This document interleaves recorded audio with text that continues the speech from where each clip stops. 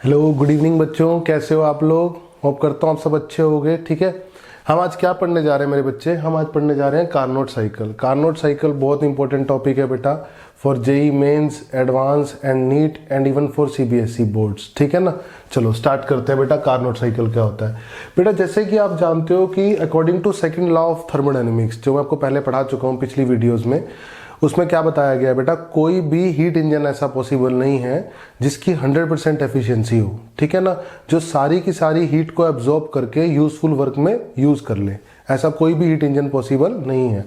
अगर कुछ heat absorb हुई तो कुछ पार्ट वर्क होगा और कुछ पार्ट हीट रिजेक्ट भी होगी। ऐसा कोई इंजन अभी तक डिजाइन नहीं हुआ जिसकी 100% एफिशिएंसी हो। लेकिन कार्नोट ने क्या काम किया, कार्नोट ने एक ऐसी साइक्लिक प्रोसेस बनाई जिसके लिए एफिशिएंसी किसी भी जिसके लिए एफिशिएंसी हीट इंजन की क्या हो जाए, मैक्सिमम हो जाए। ठीक है, तो चलो हम पढ़ते हैं efficiency of heat engine for Carnot cycle. ठीक है, तो कार्नोट साइकिल में सबसे पहले कार्नोट साइकिल की जो साइकिल थी, कार्नोट नाम के साइंटिस्ट ने दी है, जो साइकिल थी, पीवी कर्व था जो, वो क्या था बेटा, वो दो आइसोथर्मल और दो एडियाबैटिक से मिलकर बना था। ठीक है, एक्चुअली क्या है मैं आपको दिखा देता हूँ यहाँ पर बेटा। मान लीजिए ये दो हमारे हो गए, इसमें से आपको पता है ये एडियाबैटिक है, ये क्या है, आइसोथर्मल। मैं अपनी पिछली वीडियो में बता चुका हूँ ये बात। सिमिलरली आप ये समझिए, ये पढ़ा मैंने और एक ये पढ़ा मैंने। अरे बोलो, इन दोनों में अगर मैं बात करूँ तो ये क्या है बेटा, एडियाबैटिक, और ये क्या है मेरे बच्चे, isothermal. Are you getting my point ना। अगर आपको ये पॉइंट नहीं समझ में आया तो एक बार वीडियो देख लो जिसमें मैंने आइसोथर्मल एडियाबैटिक के कंप्रेशन और एक्सपेंशन के लिए क्या बनाए थे बेटा, स्लोप बनाए थे। वहां पर मैंने आपको बताया था कि कौन सा कर्व एडियाबैटिक होता है और कौन सा कर्व क्या होता है, आइसोथर्मल होता है। ठीक है, चलो स्टार्ट करते हैं। मान लीजिए ये पॉइंट ए है, ये पॉइंट बी है, ये पॉइंट सी है, ये पॉइंट डी है।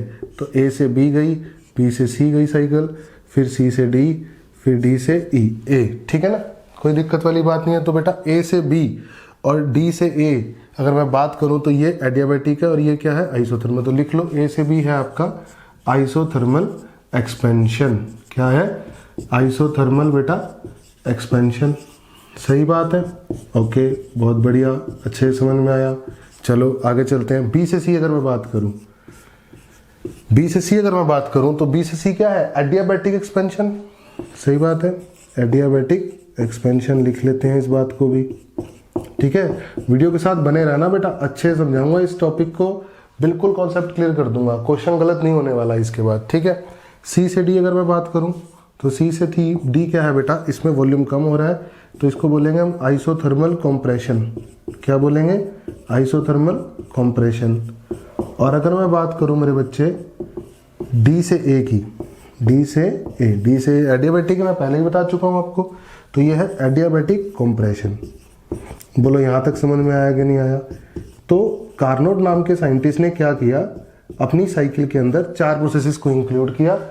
ए से बी के लिए आइसोथर्मल एक्सपेंशन, बी से सी के लिए एडियाबैटिक एक्सपेंशन, सी से डी के लिए आइसोथर्मल कंप्रेशन और डी से ए के लिए एडियाबैटिक कंप्रेशन। ठीक है, अब उन्होंने क्या बोला कि मान लेते हैं ए पर टेम्परेचर T1 है, तो बेटा आइसोथर्मल होने की वजह से बी पे टेम्परेचर भी क्या है, T1 है। ठीक है, अब बी से सी एडियाबैटिक है, इसका मतलब क्या चेंज हुआ है, टेम्परेचर चेंज हुआ होगा, बिल्कुल सही बात है। तो सी पे टेम्परेचर मान लेते हैं T2 है, तो सी से डी आइसोथर्मल होने की वजह से टेम्परेचर डी पे भी क्या है मेरे बच्चे, T2 है। बोलो सही है। तो T1 टेम्परेचर, इसको बोल दिया आपने सोर्स का टेम्परेचर। ठीक है, और ये हो गया आपका सिंक। T2 टेम्परेचर किस पे हो गया, सिंक पे। ठीक है, ये मैंने आपको बताया था हीट इंजन में।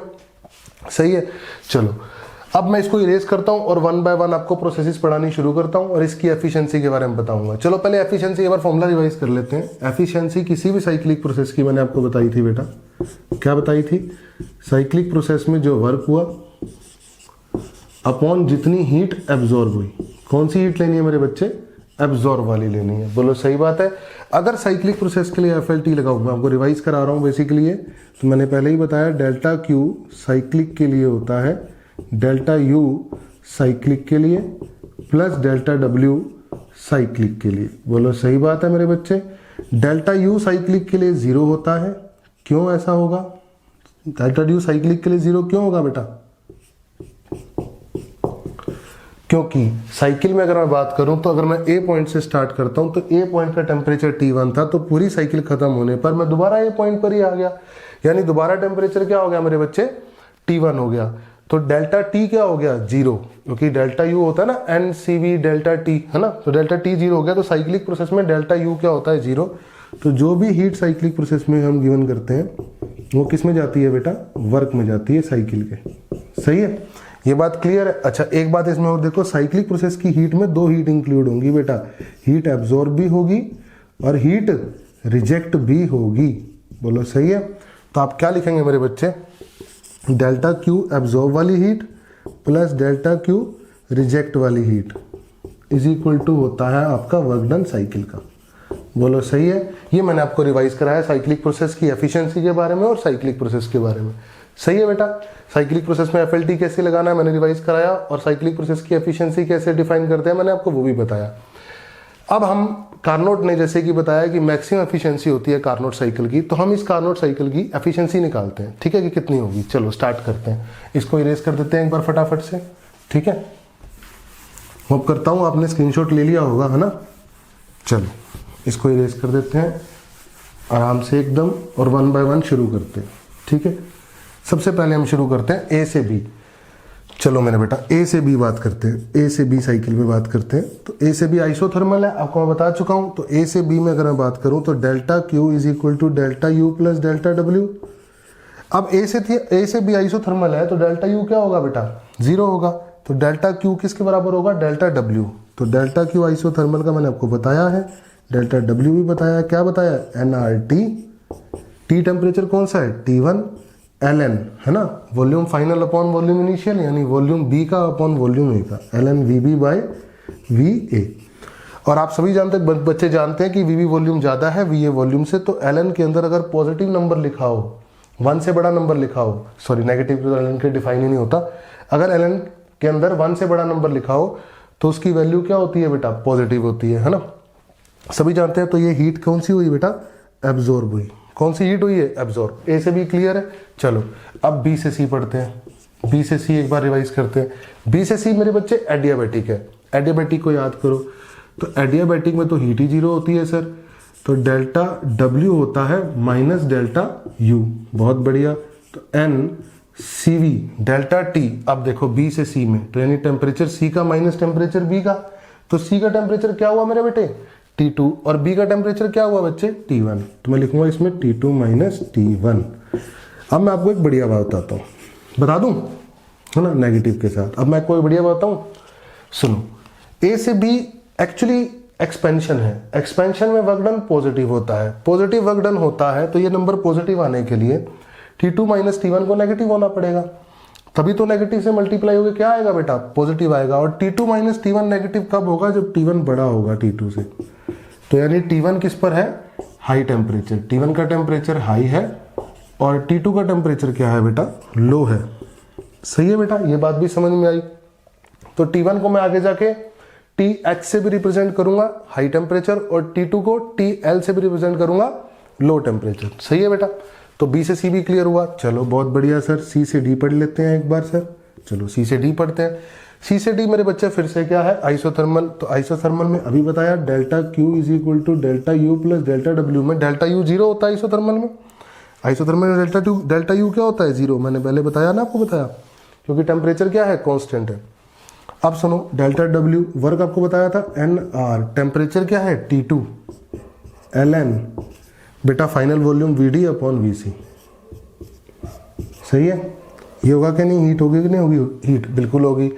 अब इसमें एक बात देखने वाली है, पूछो क्या, VD by VC, VD by VC 1 से छोटा नंबर है, 1 से छोटा नंबर है अगर VD बाई VC बेटा आपका, तो ln के अंदर नेगेटिव आएगा। तो मैं इसको रेसिप्रोकल कर देता हूं और नेगेटिव बाहर लिख देता हूं। ऐसा कर सकते हैं ना ln की प्रॉपर्टी से, माइनस NR T2 ln, इसको लिख देता हूं VC बाय VD।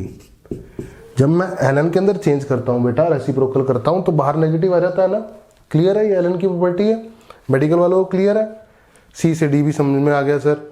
चलो अब लास्ट हम D से A भी देख लेते हैं। देखें, तो D से A भी देखेंगे, फिर हम एफिशिएंसी लिख लेंगे, बहुत आसान होगा। D से A देखते हैं। चलो,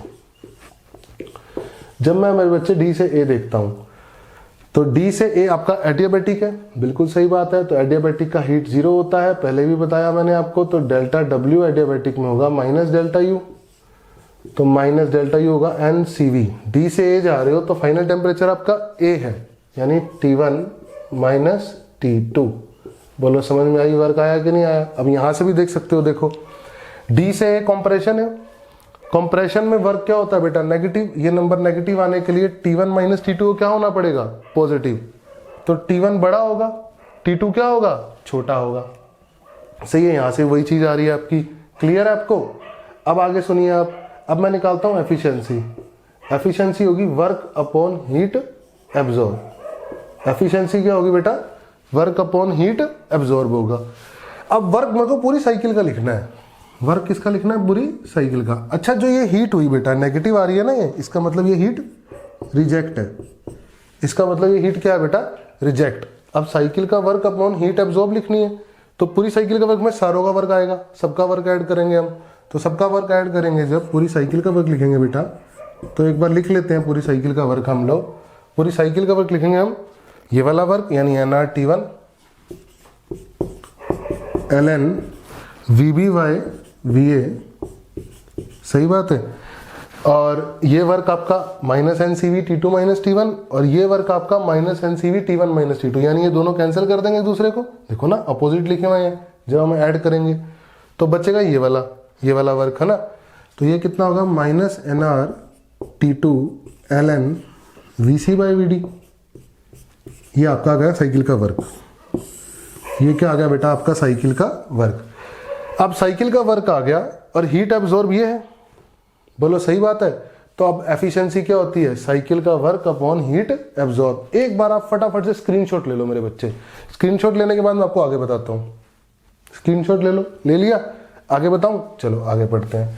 तो मैं आप आगे लिखता हूं जब, तो मैं इसको इरेज कर देता हूं, बी से सी वाली को भी और डी से ए वाले को भी, और इस कार्नेट को भी इरेज कर देते हैं, ताकि हमारे पास जगह बन जाए और हम ढंग से प्रॉपरली साइकिल लिख सके, साइकिल का वर्क लिख सके, है ना।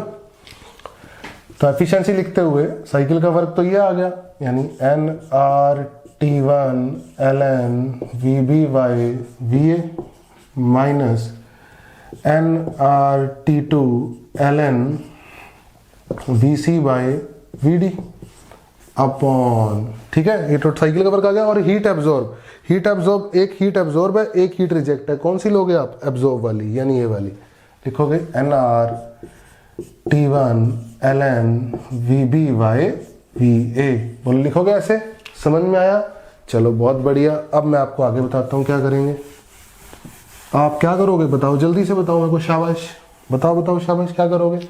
तो आप लिखोगे नीटा इज इक्वल टू, इसको इससे डिवाइड करोगे 1 आ जाएगा, माइनस NR कट जाएगा, T2/T1 आ जाएगा, और साथ में इधर आ जाएगा ऊपर ln में VC/VD, और नीचे आ जाएगा ln में VB/VA। बोलो समझ में आ रहा है अच्छे से मेरे बच्चे?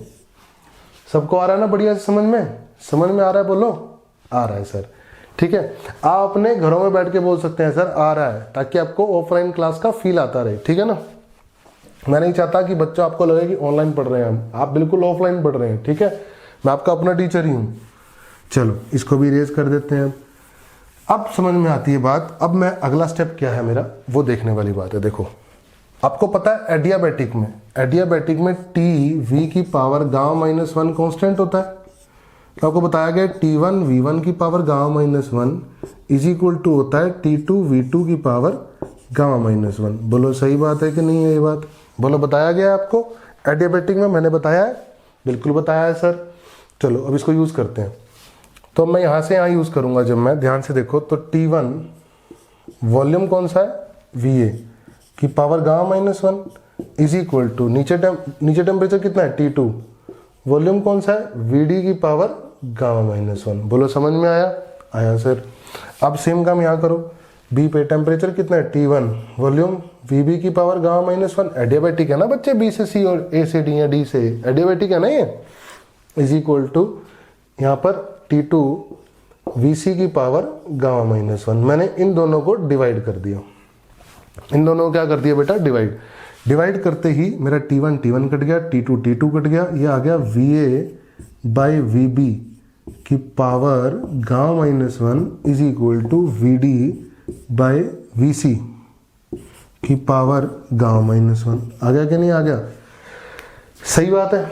अब ध्यान से देखो, पावर सेम है तो अंदर के नंबर भी सेम होंगे, यानी V A by V B बराबर होगा V D by V C के। तो बेटा अगर ये सही है तो इसका रेसिप्रोकल भी तो इक्वल होगा, यानी V B by V A बराबर होगा, देखो आया मजा, V C by V D के। मतलब V B by V A जो भी है वही V C by V D है। मतलब एल एन के अंदर दोनों नंबर सेम है, मतलब ये दोनों नंबर कट जाएंगे। बोलो सही बात? आया मजा? आया मजा तो लाइक कर दो फटाफट से अब, ठीक है। अब क्या करोगे, आप स्क्रीनशॉट ले लो फटाफट, पहले तो ले लिया स्क्रीनशॉट। चलो अब क्या करोगे, अब आप इसको इरेज कर देंगे, है ना। आप थोड़ा ना करेंगे सर, आप करोगे, मैं ही तो कर रहा हूं ठीक है। चलो तो आपकी एफिशिएंसी आ गई मेरे बेटे 1 माइनस T2 बाई T1। सही है। T2 हुआ आपका लो टेम्परेचर और T1 हुआ आपका हाई टेम्परेचर। तो मैं इसको ऐसे भी लिख सकता हूं 1 minus T2 low temperature upon high temperature. This is efficiency for heat engine Carnot cycle, ठीक है ना। हीट इंजन के लिए जो कार्नोट साइकिल को अगर यूज करें तो ये एफिशिएंसी आएगी। क्या आएगी बेटा? एफिशिएंसी। सही है। और ये एफिशिएंसी क्या होगी? मैक्सिमम होती है। कार्नोट ने डिजाइन ऐसी साइकिल करी है कि एफिशिएंसी क्या है मेरे बच्चे? मैक्सिमम आए। बोलो समझ में आया अच्छे से आपको? होप करता हूँ बेटा आपको लेक्चर बहुत अच्छे से समझ में आया होगा और आपके लिए बहुत यूजफुल होगा, ठीक है। और आगे ऐसी ही अच्छी अच्छी वीडियोस देखने के लिए आप इस चैनल को सब्सक्राइब कर लें, ताकि आपको जब भी वीडियो डालूं मैं, आपके पास नोटिफिकेशन सबसे पहले आए और आप वीडियो को देख के अपना कॉन्सेप्ट, अपना कोई भी डाउट क्लियर कर सके, ठीक है बेटा। तो ठीक है, चलता हूँ फिर मैं, हम कल मिलेंगे। Okay, take care, bye bye.